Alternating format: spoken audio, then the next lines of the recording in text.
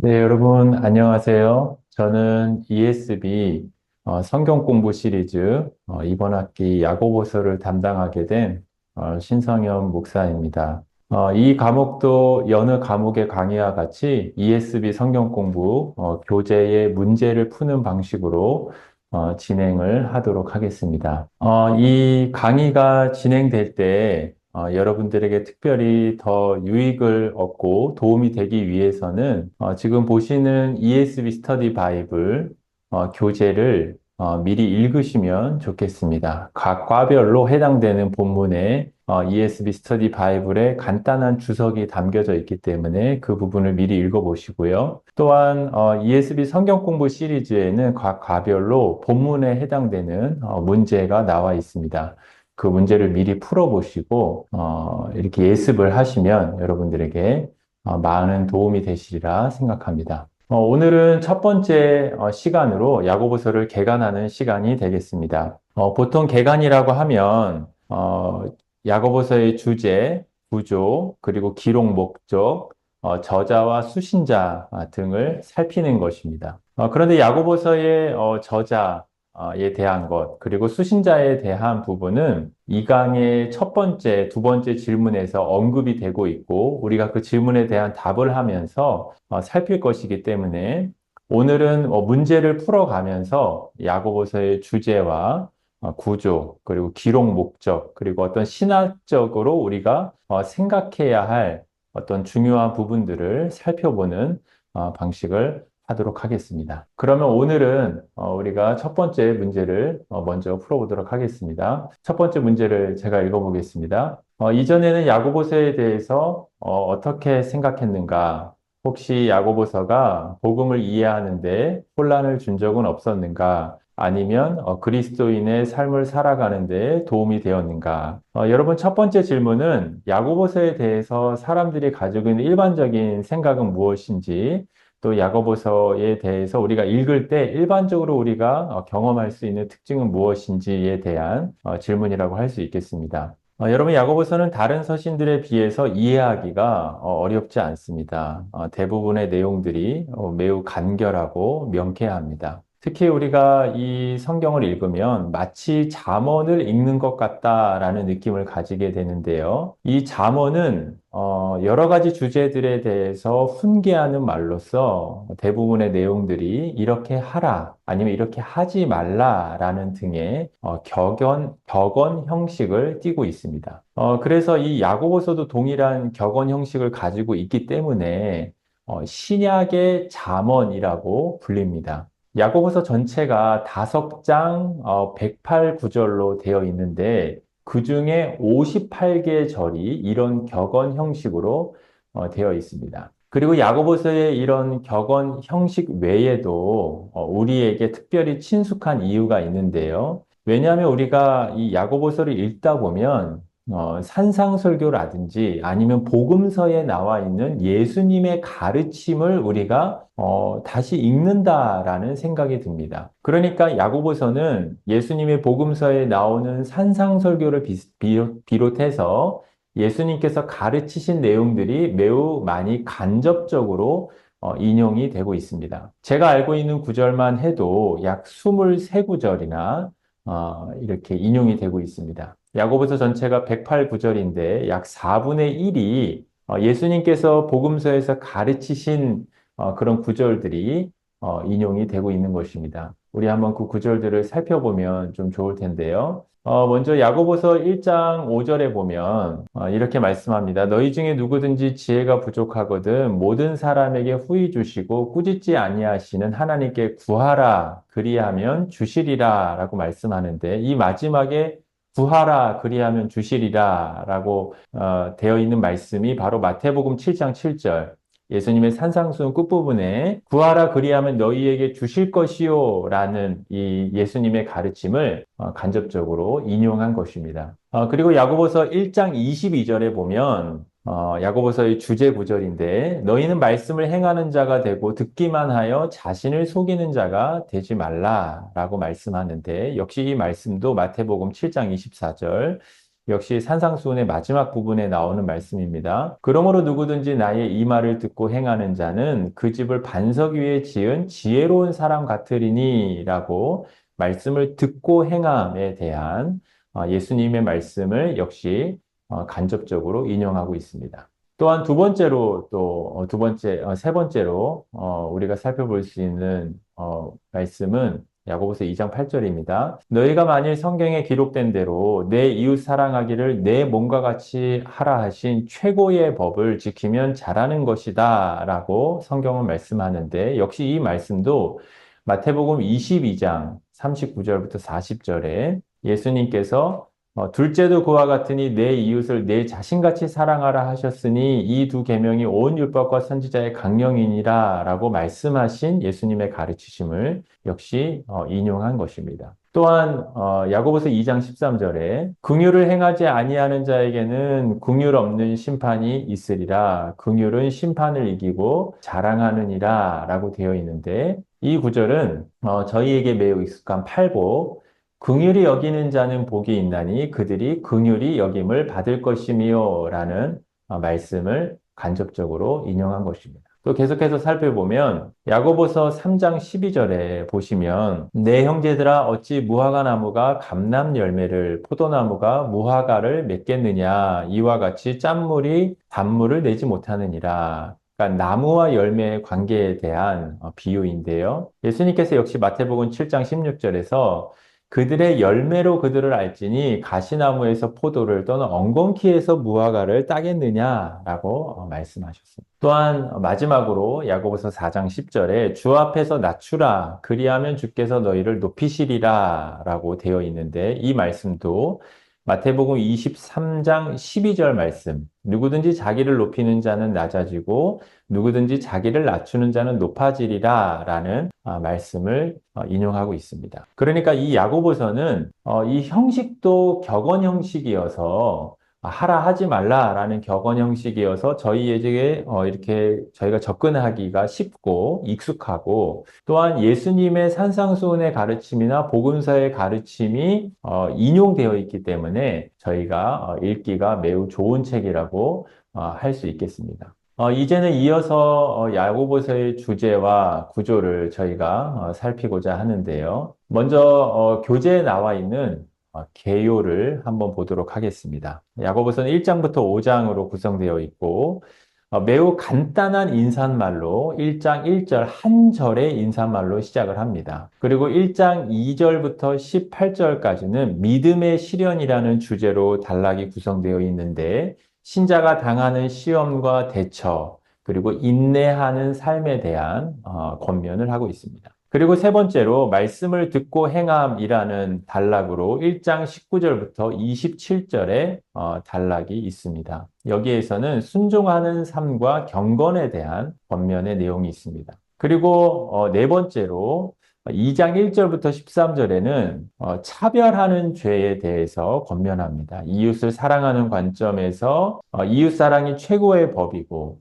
또 이웃을 사랑하지 않고 차별하는 것이 하나님의 심판에 이른다라는 것을 경고하는 내용이 담겨져 있습니다. 그리고 2장 14절부터 26절에는 저희에게 매우 익숙한 행함이 없는 믿음은 죽은 믿음이다라는 내용을 말하면서 참된 믿음과 그리고 그 믿음에서 나오는 순종의 관계를 설명하는 단락입니다. 그리고 3장 1절부터 4장 12절까지는 교회 공동체 안에서 다툼의 죄, 분쟁의 죄인데 특별히 이 단락에서는 신자들이 언어 생활에 대한 권면을 통해서 언어 생활을 잘못함을 통해서 교회 안에서 분쟁이 벌어지고 다투는 내용에 대한 권면이 나와 있습니다. 그리고 일곱 번째로 4장 13절부터 5장 12절까지는 부요한 자들, 부자들의 죄를 책망하는 내용입니다. 부자들이 가난한 자를 압제하거나 하나님을 신뢰하지 않는 그들의 삶의 잘못을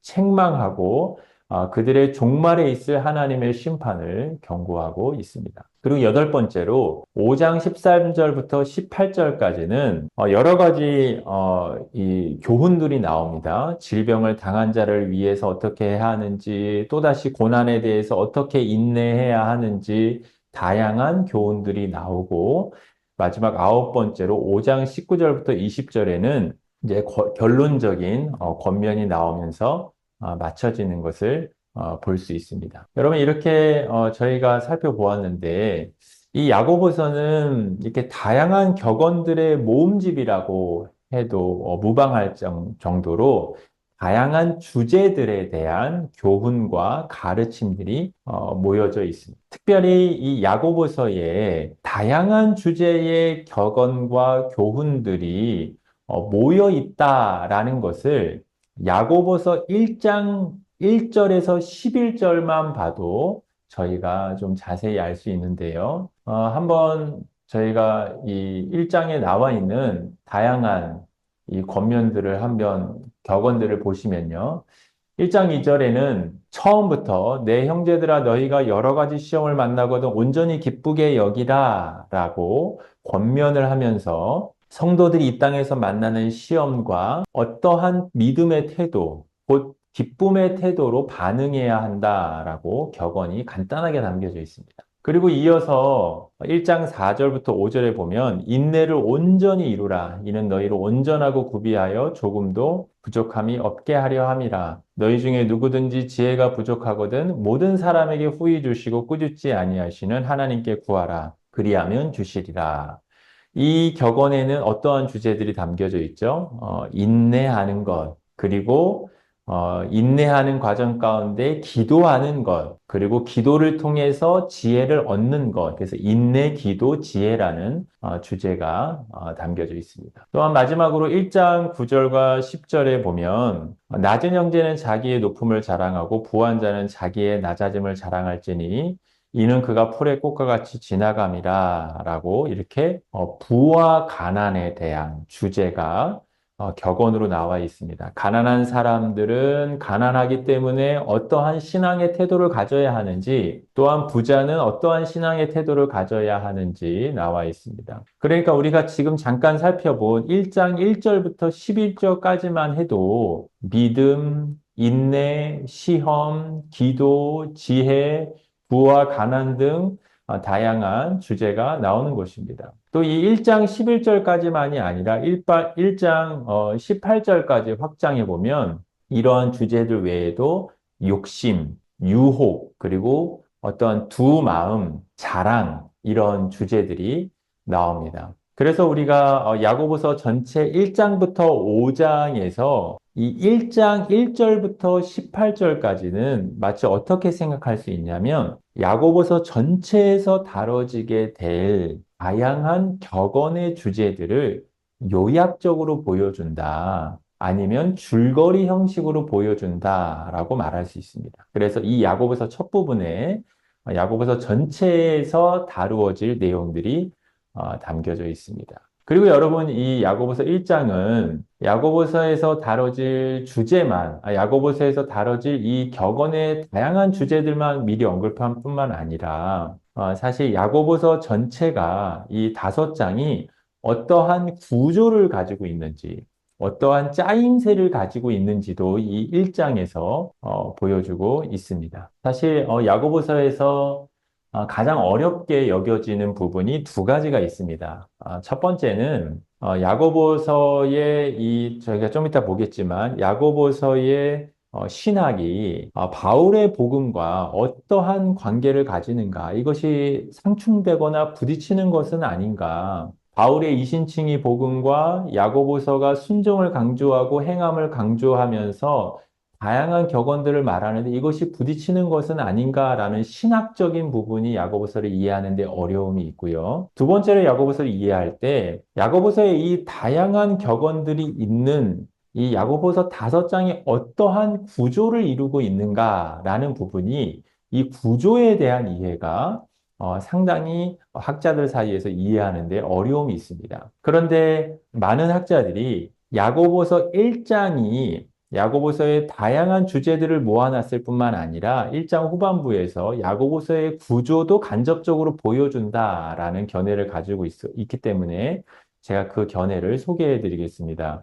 그 부분이 야고보서 1장 26절부터 27절인데요. 제가 한번 읽어보겠습니다. 누구든지 스스로 경건하다 생각하며 자기의 혀를 재갈 물리지 아니하고 자기의 마음을 속이면 이 사람의 경건은 헛것이라. 하나님 아버지 앞에서 정결하고 더러움이 없는 경건은 곧 고아와 가부를 그 환난 중에서 돌아보고 또 자기를 지켜 세속에 물들지 아니하는 그것이다. 여러분, 이 두 구절에서는 26절 마지막에 경건은 헛것, 그리고 27절에서는 정결하고 더러움이 없는 경건이라는 말로 참된 경건이 무엇인지를 보여주고 있습니다. 근데 이 참된 경건에 대해서 크게 세 가지를 말합니다. 먼저 26절에 보시면 첫 번째 경건의 요소는 자기의 혀를 재갈 물리는 것입니다. 자기의 혀를 재갈 물리지 않으면 자기의 혀를 절제하지 않으면 헛된 것이라고 말하고 있죠. 그리고 두 번째와 세 번째 경건의 요소는 27절에 나오는데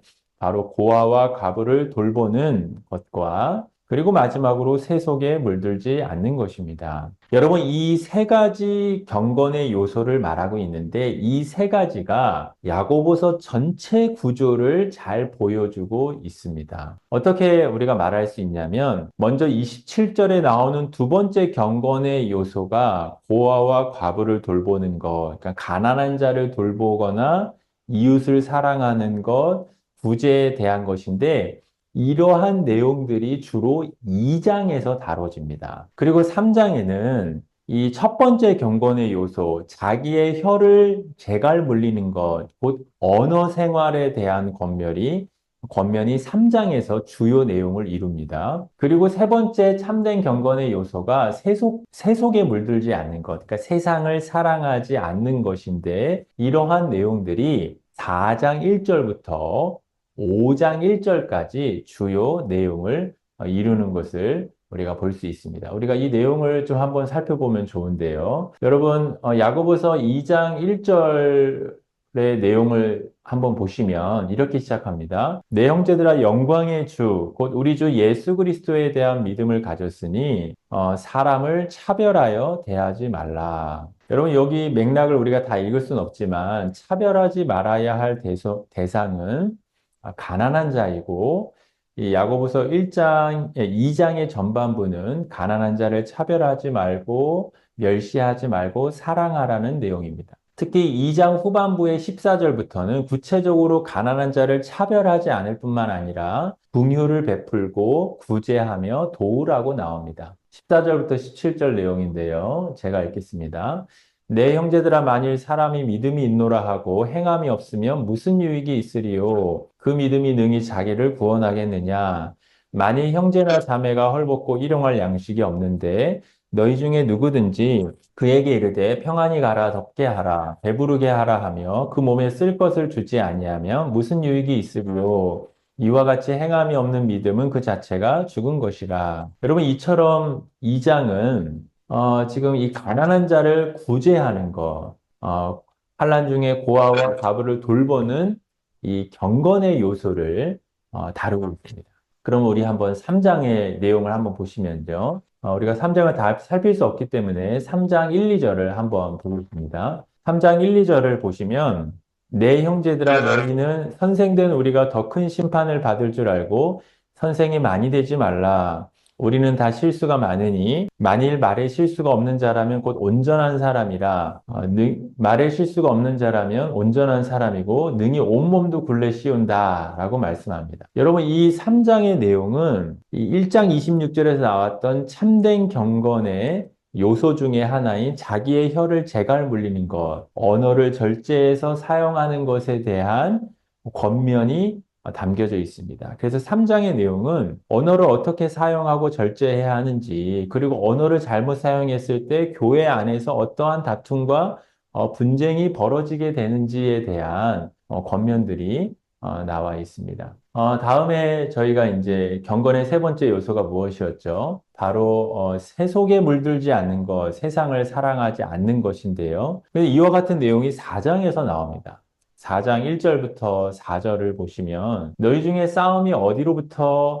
다툼이 어디로부터 나느냐? 너희 중에서 싸우는 정욕으로부터 나는 것이 아니냐? 너희는 욕심을 내어도 얻지 못하며 살인하며 시기하여도 능히 취하지 못하므로 다투고 싸우는도다. 너희가 얻지 못하면 구하지 아니하기 때문이요.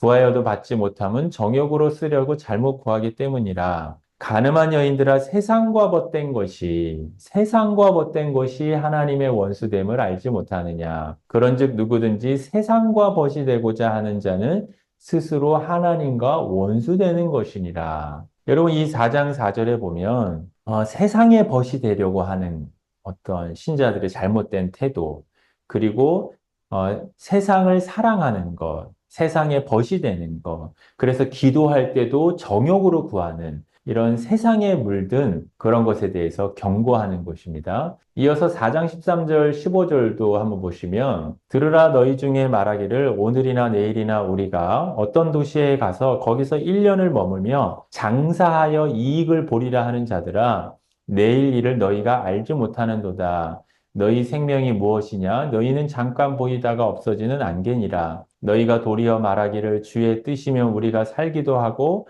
이것이나 저것을 하리라 할 것이거늘 이라고 말씀합니다. 이 부분은 세상을 사랑해서 주님의 뜻을 행하려 하기보다는 이익을 보려고 하는 사람들에 대한 강한 책망의 권면입니다. 이것은 역시 세상을 사랑하고 세상에 돈에 매여 있는 것에 대한, 그래서 아까 저희가 1장 27절에서 살펴봤던 세속에 물들지 않는, 세상을 사랑하지 않는 경건의 세 번째 부분을 말하는 것입니다. 물론 여러분 야고보서가 매우 다양한 격언의 주제들을 담고 있기 때문에 우리가 딱 부러지게 말할 수는 없지만 주로 야고보서의 구조가 1장은 가난한 자를 돌보고 이웃을 사랑하는 것, 3장은 언어 생활에 대한 것, 그리고 4장부터 5장 전반부까지는 세속에 물들지 아니하는 것, 세상을 사랑하지 않은 것들에 대해서 권면이 나옵니다. 그러니까 야고보서 5장 전체를 쉽게 이야기하면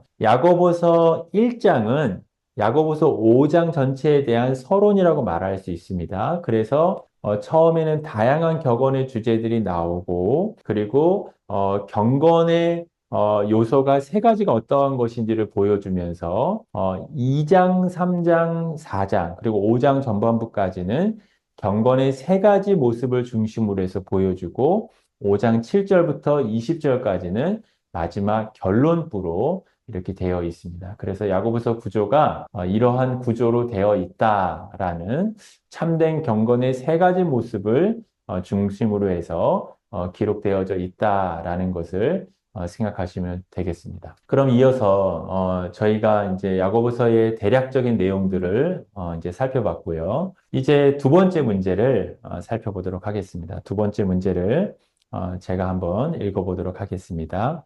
이제 이 과를 통해 야고보서의 서론을 배웠다. 야고보서가 서신을 기록한 이유를 무엇이라고 생각하는가?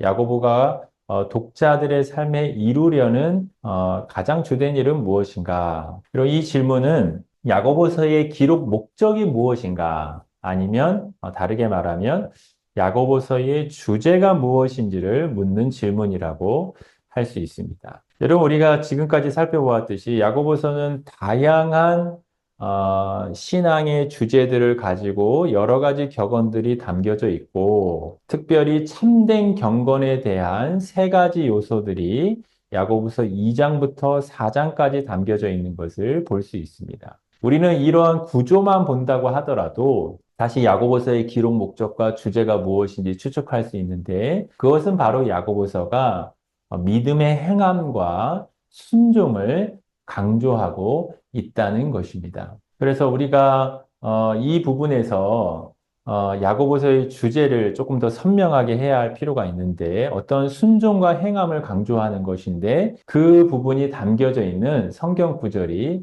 있습니다. 그 부분도 역시 야고보서의 서론의 역할을 하는 1장 22절부터 25절까지인데요.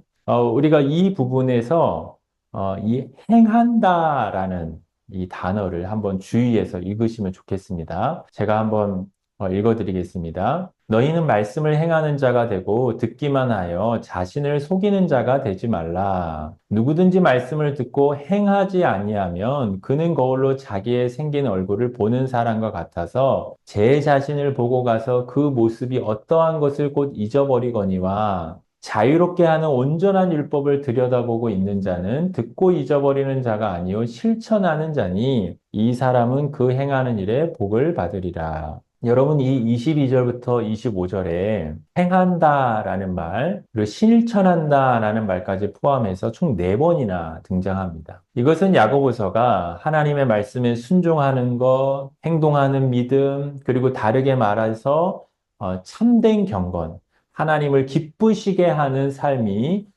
무엇인지를 말하고 있는 것입니다. 그러니까 야고보서의 기록 목적은 무엇이죠? 말씀을 듣고 행하라. 말씀을 순종하라. 그래서 참된 경건의 능력을 가져라. 라는 것이 야고보서의 기록 목적이라고 할 수 있겠습니다. 그럼 저희가 이어서 세 번째 문제를 풀어보도록 하겠습니다. 세 번째 문제, 야고보가 복음에 대해 신학적인 설명을 제시하고 있지 않는 이유를 무엇이라고 생각하는가? 야고보의 목적은 바울의 목적, 예를 들어 로마서나 갈라디아에서의 나타난 바울의 목적과 어떻게 다른가? 여러분, 이 부분은 야고보가 이렇게 바울처럼 상세하게 어떤 뭐 구원론이나 뭐 교회론이나 기독론의 어떤 신학적인 것을 자세하게 설명하지 않고 있는데요. 그런데 야고보서의 이러한 신학적인 부분이 바울과 어떤 차이를 가지고 있는가? 라는 것에 대한 질문입니다. 아까 제가 말씀드렸듯이 야고보가 이렇게 순종하는 것, 율법을 지키는 것을 강조하고 있기 때문에 바울의 복음과 상충되는 것이 아닌가라는 것이 야고보서를 이해할 때 어려운 두 가지 문제 중에 하나라고 말씀드렸습니다. 그래서 이 부분을 이 저자가 이 야고보서 이 교재를 만든 저자가 묻는 것입니다. 여러분 야고보서가 이렇게 소개될 때마다 단골 메뉴로 인용되는 말이 있는데 바로 종교개혁가 마르틴 루터가 야고보서를 가리켜서 한 말입니다. 마르틴 루터는 야고보서를 가리켜서 지푸라기 서신이라고 말을 했는데요. 여러분, 루터는 야고보서가 우리가 어떻게 구원에 이르는가, 그러니까 우리는 오직 믿음, 오직 하나님의 은혜로 구원에 이른다라는 것을 강조하지 않고, 오히려, 하나님의 은혜나 하나님의 그런 구원의 능력을 강조하기보단 우리의 행위와 우리의 어떠한 순종을 강조하기 때문에 구원에 대한 부분을 강조하고 있지 않기 때문에 지푸라기 서신이라고 말했습니다. 물론 여러분 루터의 말처럼 야고보서가 어떤 믿음을 통한 구원, 하나님의 은혜의 구원을 바울보다 덜 강조하는 것은 사실입니다. 야고보와 바울의 서신을 읽을 때 사실 이렇게 표면적인 구절만 봤을 때 뭔가 야고보와 바울이 절대적으로 대립한다라고 느껴지는 구절이 있습니다. 물론 우리가 상세하게 나중에 공부를 하게 되면 그렇지 않은 것을 알게 될 테지만 대표적으로 야고보서 2장 24절에 보면 이로 보건대 사람이 행함으로 의롭다 하심을 받고 믿음으로만 아니라 그러니까 이 야고보는 마치 이 구절만 보면 사람이 행함으로 의롭다함을 얻는다라고 말하는 것 같습니다. 그런데 바울은 어떻게 말했죠? 갈라디아서 2장 16절에 보면 사람이 의롭게 되는 것은 율법의 행위로 말미암는 것이 아니라 오직 예수 그리스도를 믿음으로 말미암는다. 그러니까 바울은 행위를 반대했습니다. 그런데 여러분 우리는 이 표면적인 차이, 표면적인 상충을 볼 것이 아니라 야고보 사도가 말하는 순종 그리고 행함, 이 행위를 바르게 이해해야 합니다. 야고보서가 어떤 행위를 강조한다고 해서 이신칭의 복음을 반대하는 것이 아닙니다. 그러니까 오직 믿음으로 말미암아 의롭다함을 얻고 믿음으로만 구원을 얻는다는 것을 반대하는 것이 아닙니다. 여러분 야고보서도 바울처럼 우리가 구원에 이르는 것은 우리의 행위가 아니라 오직 믿음으로만 되는 것임을 강조합니다. 다만 야고보 사도가 강조하는 것은 구원에 이르는 참된 믿음이 무엇인지를 설명하는 것입니다. 그러니까 믿음이 무엇이냐. 그래서 참된 믿음은 순종하는 믿음이다. 행위를 열매 맺는 믿음이다라는 것입니다. 마치 열매를 보면 나무를 알듯이 구원에 이르는 사람에게는 순종의 열매가 있어야 한다라는 것입니다. 그러니까 우리가 나중에 자세하게 살펴보겠지만 바울과 야고보 사도가 서로 부딪히는 것이 아니라 강조점이 다른 것입니다. 사도 바울은 구원에 이르는 수단이 행위가 아니라 오직 믿음이라는 것을 강조합니다. 그러면 야고보 사도는 무엇을 강조할까요?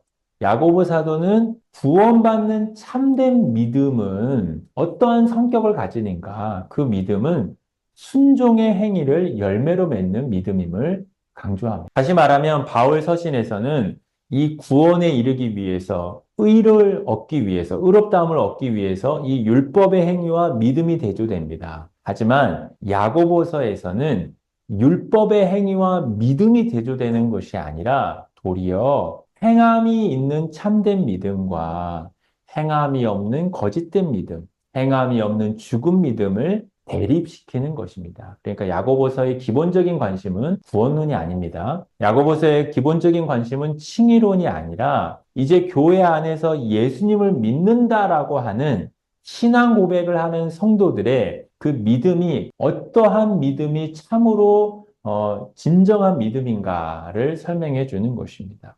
그래서 순종이 없는 믿음, 행위가 없는 믿음은 죽은 믿음이다. 그래서 이 믿음과 행위의 분리에서 오는 잘못된 이 부조리, 이율배반적인 신앙의 모습을 비판하고 있는 것입니다. 그래서 야고보서는 이 편지를 통해서 믿음이 있다라고 스스로 말하는 사람들, 신앙을 고백하는 사람들에게 그들의 믿음을 행위를 통해서 순종을 통해서 그들의 경건함을 통해서 자신의 믿음을 증명하는 것을 주 목적으로 해서 기록하는 것입니다. 그러니까 바울하고 완전히 다르다라는 것을 주 강조점이 다르다는 것을 여러분이 기억해 주시면 좋겠고요.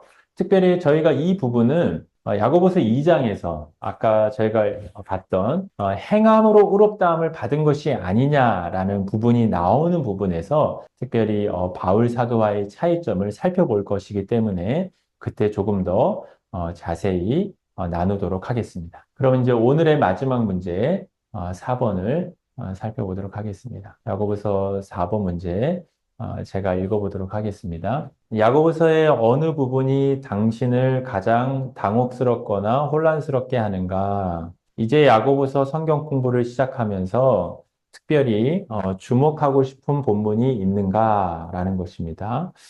이 질문은 여러분들께서 직접 한번 답변을 해보시면 좋을 것 같은데요. 내가 야고보서를 읽을 때 당혹스러웠던 부분, 좀 이해가 잘 안 되는 부분은 있진 않았는지 부정적으로, 또 아니면 야고보서를 읽을 때 내가 특별히 관심을 가는 부분은 없었는지 한번 생각해 보면 좋을 것 같습니다. 야고보서를 읽을 때 당혹되는 부분은 아까 저희가 방금 전에 살펴본 행함으로 의롭다함을 받아야 한다라는 부분이 신학적으로는 가장 어려운 부분이 될 수 있겠습니다. 제가 신학대학원을 다닐 때 많은 신학생들이 MDB를 마치며 목회학 석사를 마치면서 논문을 쓰는데 그중에서 바울 신학을 좋아하는 이 신학생들이 많은 논문을 쓰는 것 중에 하나가 야고보서 2장에 나오는 행함으로 의롭다함을 받는다라는 것과 바울이 갈라디아서 2장에서 말한 사람이 의롭다함을 얻는 것은 율법의 행위가 아니다라는 이 이심칭의론과 야고보서 2장의 이행득의 그러니까 어떠한 관계성을 가지느냐라는 것을 논문을 많이 씁니다. 그러니까 이것은 신학생들만의 당혹스러운 부분이 아니라 많은 사람들이 이 행함과 칭의가 어떤 관계가 있는가라는 부분에 대해서 야고보서에서 좀 어려운 부분이라는 것을 우리가 생각할 수 있겠습니다. 이것과 연결해서 야고보서에서 이렇게 강조하는 이런 순종과 관련해서 매우 강한 경고의 메시지들이 있습니다.